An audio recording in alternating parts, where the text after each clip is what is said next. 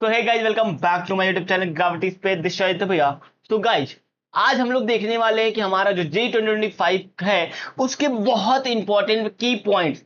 मतलब अगर एक एस्पिरेंट जो कि जेई का है, अगर वो इस पॉइंट को नहीं जानता तो उसके लिए एक ड्रॉबैक होता है। बहुत सारे बच्चे इन सारी गलतियों को करते हैं, तो इसीलिए मैंने ये वीडियो सोचा बनाने के लिए कि आप लोग जो गलतियां करते हैं उनसे मैं आपको अवेयर करवा पाऊं। तो चलो फटाफट देर ना करते हुए एंड वीडियो को लाइक करते हुए एंड सब्सक्राइब करते हुए चैनल को, एंड फटाफट अगर वीडियो अच्छी लग रही है तो शेयर करते हुए आगे बढ़ते हैं। तो फटाफट हम लोग स्टार्ट करते हैं जेई 2025। ठीक है। अच्छा, मैं बात करता हूं कि जेई मेंस और जेई एडवांस, आपको भी पता है कि दो एग्जाम होते हैं, इसमें बताने वाली कोई बड़ी बात नहीं है। ठीक है भैया। लेकिन आपको ये भी पता है कि हमारे मेंस में दो शिफ्ट में एग्जाम्स होते हैं, मतलब दो सेशन का एग्जाम्स होता है। एक होता है हमारा जनवरी में और एक होता है हमारा अप्रैल में। ठीक है, ये भी आपको पता है। अभी कुछ बातें हैं जो आपको नहीं पता, वीडियो में पूरे बने रहो तभी फायदा आएगा ना। तो चलो, जनवरी वाले में आपको भी पता है कि भैया अगर हम कम स्कोर भी करें तो हमारी परसेंटाइल बहुत अच्छी बनती है। हम लोग कंप्लीट डिस्कस करेंगे सिलेबस के भी बारे में कि आपको बस वही चैप्टर्स पढ़ने और कुछ नहीं पढ़ना है। ठीक है। तो अगर चैनल पर नए हो, चैनल को जरूर सब्सक्राइब करके जाना और बेल नोटिफिकेशन को ऑन कर लेना और वीडियो को लाइक जरूर कर देना। चलो, तो जनवरी में आप बहुत कम नंबर पर 120 टू 150 नंबर्स पर भी आप 95 परसेंटाइल या उसके एवं भी स्कोर कर सकते हो। जी हाँ। एंड अगर मैं बात करूं अप्रैल सेशन में वही A180 टू 220 नंबर के बीच में आप 95 टू 99 परसेंटाइल के बीच में लाइक करते हो। तो कहीं ना कहीं जनवरी सेशन में आपको अच्छा स्कोर करना है, यही आपका first attempt is last attempt होना चाहिए। ठीक। एंड मैं बात करूं एडवांस का एग्जाम कब तक होता है। एडवांस का एग्जाम आपका मई मंथ में हो जाता है, जहां पर आपको देखा जाता है, मतलब आपका जब फाइनल सेशन रिजल्ट आ जाता है उसके एक का एडवांस का भी पेपर हो जाता है। अब मैं बात करता हूं, हमारे पास 100 दिन सिर्फ और सिर्फ बचे हैं, गिने चुने 100 दिन, ओनली 100 डेज। तो क्या हम 100 डेज में कुछ कर सकते हैं? बहुत सारे ऐसे बच्चे हैं जो कि कंफ्यूज हो गए हैं। और कंफ्यूज क्यों नहीं होंगे, क्योंकि इधर भी फ्री बैच चल रहा है, इधर भी फ्री बैच चल रहा है, उधर भी फ्री। तो सबका कंटेंट काफी अच्छा है, सबको कंफ्यूजिंग होती है कि इनसे पढ़े उनसे पढ़े या क्या करें। भाई, क्या जीवन भर, मैं तुमसे एक क्वेश्चन पूछना चाह रहा हूं, क्या तुम जीवन भर वीडियो लेक्चर ही देखना चाहते हो? क्या तुम प्रैक्टिस नाम की ऐसी कोई भी चीज है जो तुम करते हो? नहीं भाई, तुम्हें प्रैक्टिस करनी पड़ेगी। ऐसा नहीं है बस खाली तुम वीडियो वन शॉट देख लो 10 घंटे का 12 घंटे का। आई नो तुम लोग बहुत मेहनती हो, लेकिन लेक्चर देखने से काम नहीं चलेगा। अभी मैं बात करने वालों को, अब आपको क्या करना है, एक ड्रॉबैक आपको एक एडवांटेज के रूप में आपको फायदा उठाएगा। तो चलो आगे बात करते हैं कुछ इंपॉर्टेंट पॉइंट। अच्छा, ये बात हो गई। तो 100 दिन हमारे पास बचे हैं, 100 दिन का स्ट्रेटेजी सुनो। ये कुछ इंपॉर्टेंट पॉइंट है जो कि आपको जानना चाहिए कि आपका जो बीटेक का एग्जाम होता है वो 3 घंटे का होता है, नहीं 3 घंटे का होता है। ठीक है। और बीआर और बी प्लानिंग का जो होता है वो 3 घंटे 30 मिनट का ये आपके एग्जाम्स होते हैं। आपको ये भी बात पता है? चलो, पता ही तो होगा। बात करता हूं अगला, आपका जो जो दो शिफ्ट में एग्जाम्स होता है, हर साल होता है दो शिफ्ट में। पहला आपको 9 to 12 PM। अच्छा हाँ, ये चीज को बड़े ध्यान देना, अभी मैं बता रहा हूँ, इस चीज को बहुत ध्यान देना। और 3 बजे से लेकर के 6 बजे तक आपका ये दो शिफ्ट में एग्जाम्स होते हैं। ठीक है, 9 से 12 और 3 से 6 बीटेक के लिए। और बी आर्क और बी प्लानिंग के लिए आप देख लो, यहाँ पे 9 बजे से 12:30 बजे तक और 3 बजे 6:30 बजे तक ये टाइमिंग होती है। अब आपको क्या करना है कि अगर आपको कुछ याद करना है, मैं यहाँ पे कुछ पॉइंट बताने वाला हूं आपको। अगर आपको कुछ लर्न करना है, आपको अगर अपना नोट्स याद करना है, तो आप इसी टाइम पर ही याद करें। 9 से 12, मतलब 9 से 12 और 3 से 6, इसके भी सिर्फ याद करने का काम करें, पूरा दिन प्रैक्टिस करें। चलो, कुछ और इंपॉर्टेंट बातें शेयर कर लेते हैं। फीस वगैरह आपको पता है फॉर्म का कितना होगा, लगभग लगभग 1,000 रुपया होता है, 1,000-1,200 रुपये जितना फीस होगा वो आपको शो हो जाएगा। ठीक है। अब मैं बात करता हूं कि आप जो पेपर है वो इंग्लिश में भी दे सकते हो, हिंदी इंग्लिश में भी दे सकते हो, किसी भी इंग्लिश एंड बंगाली में दे सकते हो, इंग्लिश एंड गुजराती में दे सकते हो, इंग्लिश एंड कन्नड़, ऐसे इतने सारे आपके पास लैंग्वेज हैं, आप किसी भी लैंग्वेज में ये पेपर दे सकते हो। अच्छा, बहुत सारे ऐसे बच्चे होते हैं जिनका एक कंफ्यूजिंग होता है कॉमन सा, कि भैया मेरा जो पेपर है मैंने इंग्लिश मीडियम शो करा है, मतलब इंग्लिश मीडियम मैं फॉर्म में फिल करूंगा, तो क्या मेरे पास क्वेश्चन हिंदी मीडियम में आएगा, मतलब हिंदी में भी लिखा आएगा कि नहीं आएगा? नहीं भाई, तुम्हारे पास हिंदी में लिखा नहीं आएगा। लेकिन हाँ, अगर तुमने क्वेश्चन को हिंदी मीडियम चूज किया है तो तुम्हारे पास पेपर इंग्लिश में भी आएगा। I repeat. तो जितने भी बच्चे हैं हिंदी मीडियम वाले वो हिंदी मीडियम को चूज करेंगे, उनके पास इंग्लिश का भी पेपर आएगा। अब मैं बताऊंगा किस तरीके से आपको मोड चेंज करना पड़ेगा, ठीक है। चलो आगे बात करते हैं। सबको जानना जरूरी है भाई, मोस्ट इंपॉर्टेंट बात है ये चीज, सबको जानना जरूरी है।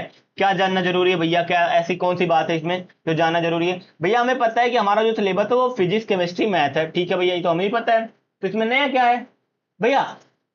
इसमें नया ये है, मैं आपको यहां पे साइड में बताता हूं कि आपको टोटल 25 क्वेश्चन करने हैं पर सब्जेक्ट। पर सब्जेक्ट भैया 30-30 क्वेश्चन के होते हैं ना? नहीं नहीं नहीं नहीं, तुम सुनो तो सही, 25-25 क्वेश्चन पर सब्जेक्ट आपको करने हैं, 25-25, ठीक है। अच्छा, टोटल क्वेश्चन आएंगे आपके पास 30 क्वेश्चन। कितना आएगा? 30 क्वेश्चन आएंगे, और जिनमें आपको करने कितने हैं? सिर्फ 25 करने हैं। अच्छा 25 करने हैं। आप यहां से देखो, यहां पे आप देख सकते हो कि पैटर्न ऑफ एग्जामिनेशन पे ध्यान दो, ठीक है। पैटर्न ऑफ एग्जामिनेशन में क्या मैं कलर का चेंज कर सकता हूं? और नहीं, कलर का ऑप्शन तो नहीं आ रहा अभी फिलहाल, ठीक है। चलो अभी मैं देख लेता हूँ। यहाँ पे देखो, आप देखो सब्जेक्ट में mathematics physics chemistry, total 20 question section A में मिलेगा। सेक्शन ए में 20-20 क्वेश्चन मिलेगा। सेक्शन बी में आपके पास 2 सेक्शन होते हैं एग्जाम में। सेक्शन बी में 10-10 क्वेश्चन मिलेंगे, जिसमें से आपको 5-5 क्वेश्चन करने होंगे। ये 10 क्वेश्चन जो आपके होंगे वो इंटीजर बेस्ड क्वेश्चन होंगे, मतलब आपको इसमें न्यूमेरिकल बेस्ड क्वेश्चन होंगे। आपको इसमें इंटीजर में आपको अपना आंसर देना है, ठीक है। ओके भैया, मतलब न्यूमेरिकल वैल्यू आपको इसमें फिल करनी होती है। टोटल 100 नंबर्स के होते हैं, 300 नंबर्स के आपके क्वेश्चन हो गए भैया। नेगेटिव मार्किंग भी होती है 1/4, ये भी याद रखना भैया, नेगेटिव मार्किंग होती है। बहुत सारे बच्चे कहते हैं भैया सेक्शन ए में सेक्शन बी में होता है, भैया दोनों में होता है, दोनों में होता है नेगेटिव मार्किंग, दोनों में होता है। तो बहुत सोच समझ के क्वेश्चन को करना। मोस्ट इंपॉर्टेंट चीज ये है, वही मैं कह रहा था। देखो नेगेटिव मार्किंग, अगर एक सही होगा तो +4 नंबर मिलेगा, और अगर गलत हुआ तो -1 नंबर आपको मिल जाएगा। तो बहुत ही सोच समझ के काम करना जब भी अपना क्वेश्चन को अटेम्प्ट करना, ठीक है।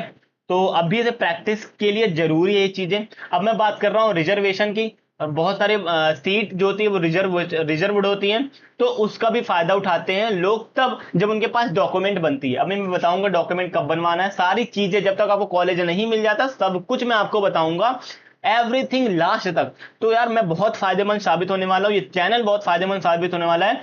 अभी से चैनल को सब्सक्राइब कर लो, लास्ट तक आपको प्रॉफिटेबल ही काम मिलेगा, समझे। देखो सबसे पहले जनरल ईडब्ल्यूएस का रिजर्वेशन पॉलिसी कितना भैया? 10%, ठीक है। ओबीसी एनसीएल, मैं ओबीसी की नहीं बात कर रहा हूं, मैं ओबीसी नॉन क्रिमी लेयर, यहां पे ऑन नहीं है, यहां पे नॉन है, ठीक है। नॉन क्रिमिनी लेयर है, ठीक है। इसका जो है वो है 27%। इसको एससी का है 15% और एसटी का है 7.5%, देन पीडब्ल्यूडी का 5%।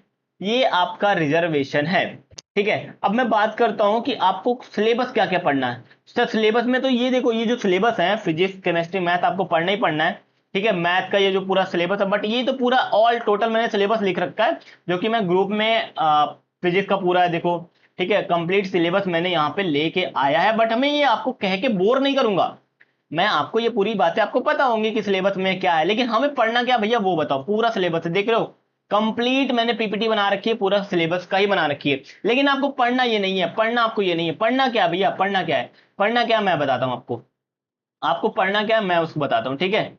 पढ़ना ये नहीं है यार, पढ़ना आपको ये है, पढ़ना आपको ये है, पढ़ना आपको ये है, ये सब पढ़ना ही नहीं है। पढ़ना आपको ये है, मतलब जो कि मैंने छाट के लाया आपके लिए, और ये पढ़ लो तो भाई साहब आपका जो वेटेज है, मतलब आप एक मान के चलो कि कहीं ना कहीं आप बहुत अच्छा स्कोर करने वाले हो। मॉडर्न फिजिक्स आपको पढ़ना है, modern physics most important chapter, जिसका वेटेज भाई 16% है। मॉडर्न फिजिक्स पढ़ना ही पढ़ना है, जिसके लिए आप मना भी नहीं कर सकते हो, ठीक है। मॉडर्न फिजिक्स आपको पढ़ना ही पड़ेगा।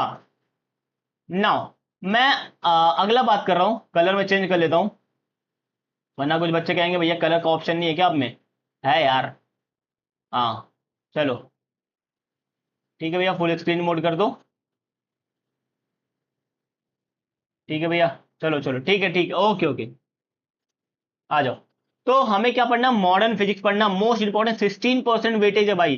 Current electricity, rotation, electrostatic, capacitance, KTG and thermodynamics और एसएचएम वेव।